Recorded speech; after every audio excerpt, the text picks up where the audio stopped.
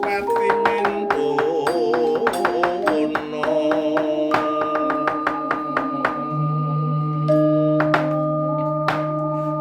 duh yang pukulun diagung paksaminipun yang pukulun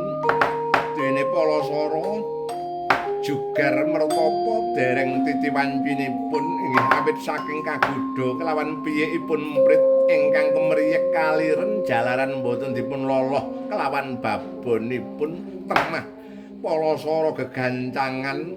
maringi patedan dhateng pun piyek mprit yang pukulun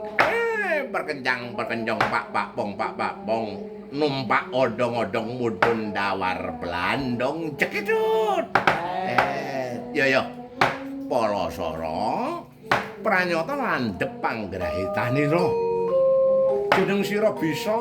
amerang lan ambagi ing antaraning manembah panengasaning Gusti Kang Maha Agung lan tetep eling mring sak pepadamu ngertenono